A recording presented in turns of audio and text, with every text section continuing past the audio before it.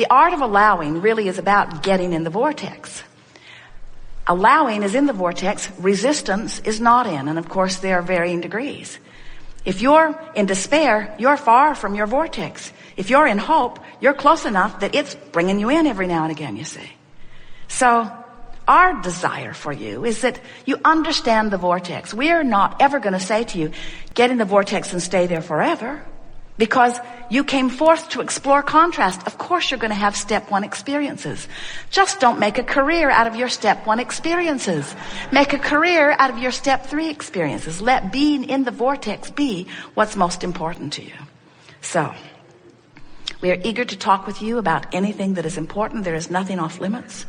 It is our desire to inspire you, lure you, drag you in any way possible into the vortex. We use every trick in our bag of tricks, and it is a deep bag of tricks, in order to call you into the vortex.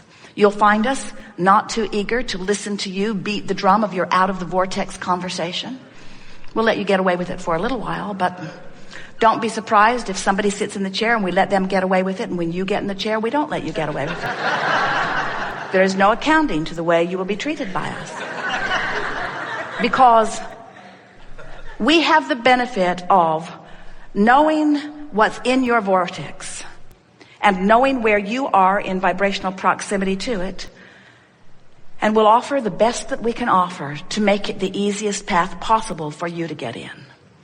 But these things are necessary before you will receive the benefit of this gathering.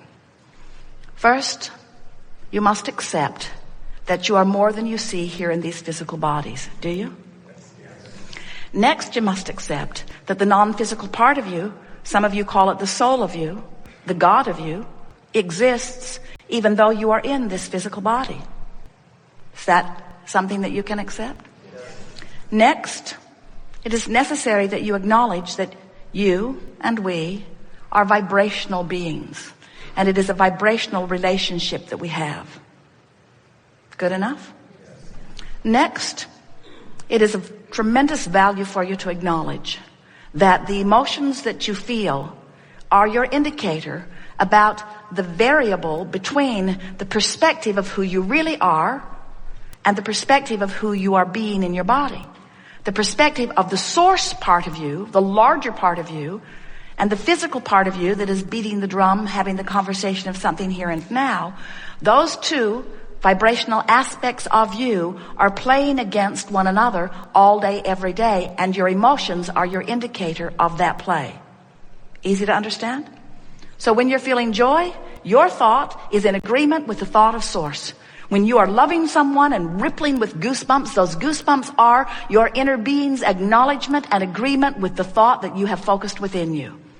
When you are hating someone, resenting someone, regretting something, that icky feeling within you is your vibrational emotional guidance system letting you know that while you have the free will to focus as you wish here in this physical body, you've focused yourself out of alignment with who you are, and the resistance is evident in the negative emotion. Easy enough to accept?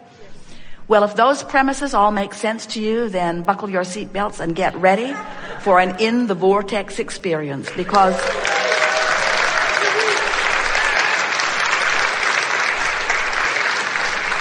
it's who you are, and it's where you belong, and it's not a difficult thing to get in. And after you get in on a pretty consistent basis, you will never again feel uncomfortable about the vortex spitting you out, because you know how to get right back in. In other words, you'll just regroup and go back in and massage the thought into a way that feels better. And we'll offer you some processes that make that easy. So, what do you want to talk about? Some things. It'll be a wonderful unfolding, so just relax and accept that you'll hear what you've come to hear, provided you're in the vortex. Get ready. Someone inside the vortex cannot communicate with someone not in the vortex. You've been trying that, haven't you? You ever noticed that you're on such different wavelengths that there's no possible way? Have you ever been living something and known it fully and tried to explain it to somebody who doesn't get it? And have you noticed that it doesn't matter how many years you spend trying to get them to get it? They never get it. It's like speaking different languages, you say. There's the in the vortex language, and there's the out of the vortex language. In the vortex language sounds like life's good in this way, and this way, and this way. Outside the vortex language sounds like life sucks in this way, and this way, and this way. And what we're wanting you to understand is that, yes, of course, you know what you don't want, but you also know what you do want, and the art of allowing, which is what we call these seminars, is about utilizing your emotional guidance system in order to recognize which end of the wave you're on every subject in the world. In other words, you, in the living of life and in the sorting through the contrast, you have launched a myriad of never-ending desires. And those desires are being held in a vibrational escrow by the larger part of you, who remains always on the knowing what I do want end of the vibrational stick. So you sort of understand, don't you, that you are more than you see here in these physical bodies? You are vibrational beings. You are source energy in physical form. You were non-physical energy before you expressed yourself here in this physical body. But when this you that you know as you was born into this magnificent physical body, the larger part of you still remains non-physically focused. Over time, man has tried to define that part of you. Sometimes you call it soul, or source, or God. We want you to understand that no matter what you call it, the larger part of you will always be non-physically focused, and the larger part of you will always be the holder of the leading edge desires that you have launched from your physical experience. In other words, sometimes physical humans have it backwards. They say, oh, non-physical is source-like, and it's all finished because it's not coming forth to suffer anymore. It's not coming forth to strive or to progress. And here we are, humble humans that we are, here serving our whatever it is, and learning and growing or climbing the karmic wheel or whatever. And hopefully we'll be able to prove ourselves worthy enough that we can return to heaven and never have to come back to earth again.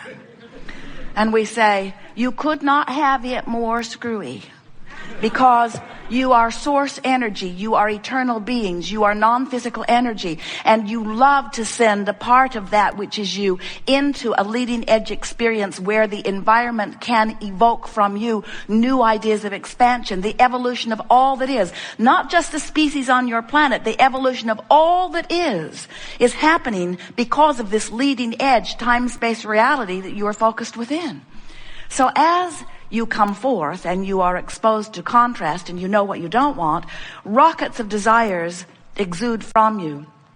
And the non-physical part of you, that larger eternal part of you, rides that rocket and holds steady to that vibrational frequency. Now you're constantly amending it, but the source within you constantly holds to your new decisions. And every negative emotion that you ever feel, every single one, you or anyone you know, is because you have in your physicality expanded vibrationally to a new place. The larger part of you is holding to that new vibrational latitude, but negative emotion within you means you're not keeping up. You expanded, but your thoughts are still focused upon the contrasting environment that caused the expansion. It's like someone going to their mailbox, finding more bills than they can pay, feeling awful about it because they want to be responsible and keep their promises. They actually feel fear because they are focusing upon the exact opposite of what they want. They want prosperity. They're focused on the opposite of it. They want to be responsible and keep their commitments. They're focused upon not being able to do that. So as they focus on this reality, they feel negative emotion. Negative emotion not because they're focused upon reality, negative emotion because the reality that they're focused upon has them offering a different vibration than their desire.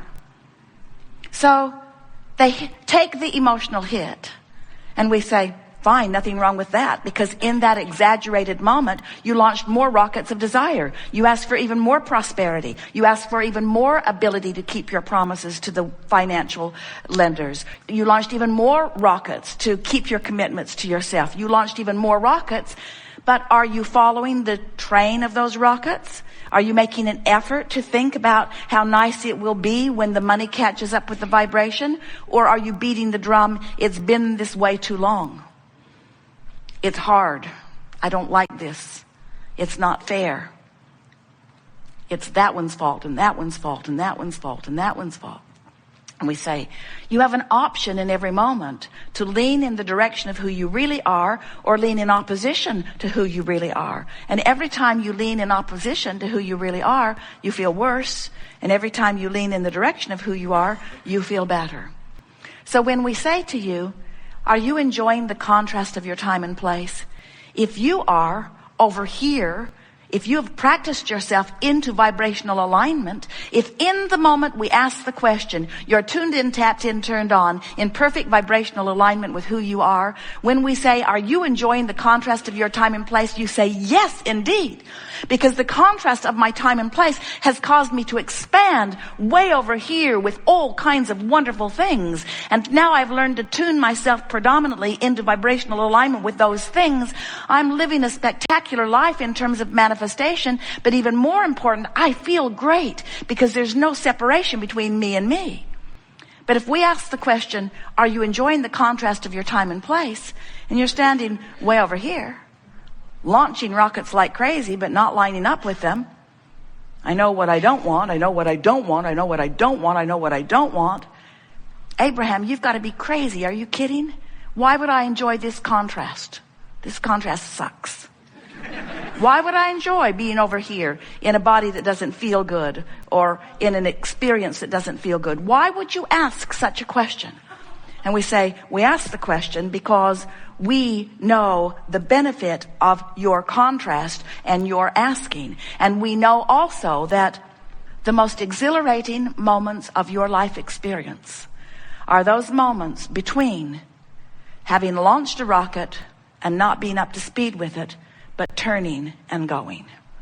That's where exhilaration is. That's where enthusiasm is. That's where passion is. So today, as we're talking with you about anything that's important to you, we see our greatest advantage to you to coax you into the vortex. One thing you'll notice about us and about your own inner being is that we won't come out of the vortex where you are, ever. In fact, that's why you have negative emotion. If we would come out and complain with you, your complaint would feel blissful because there would be no separation. But since your inner being does not come out and complain with you, Esther can drag Jerry over there. Jerry can drag Esther over there. In other words, you can drag each other over there. And if they don't come easily, you get really feisty with them. You say, you're not supporting me. I think you should support me. How come you're never there for me? How come you're never there for me?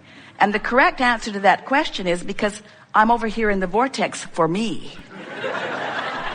Because if I come over there out of my vortex for you, I'm worthless to you. We can just bang over here together in misery, which justifies that until death do us part stuff that we, no matter how miserable we are, we'll stay together.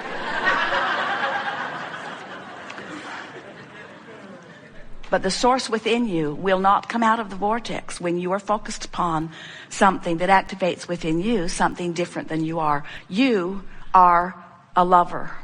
And when you hate, you're separating yourself from who you are. Separation's too strong a word because you cannot ever sever yourself from that. And sometimes you think you would like to. In other words, when you are really vibrating in opposition to who you are, it feels miserable. But you only have one option to close that gap. You only have one option if you want to feel better, and that is find the best feeling thought. Adjust your vibration. Adjust your vibration, which means adjust your thought, which means adjust your belief, which means adjust your vibration, which means stop the resistance. And when you stop the resistance, you will become a cooperative component. And when you're a cooperative component, you'll be drawn in just like all of the other cooperative components, and you'll live happily ever after. Until the next contrasting thing throws you out of the vortex. But no problem. Once you get out, it's no problem because you know how to get back in. And you know, also, we want you to remember that there are 3 steps to the creative process. Step 1 says, contrast will cause you to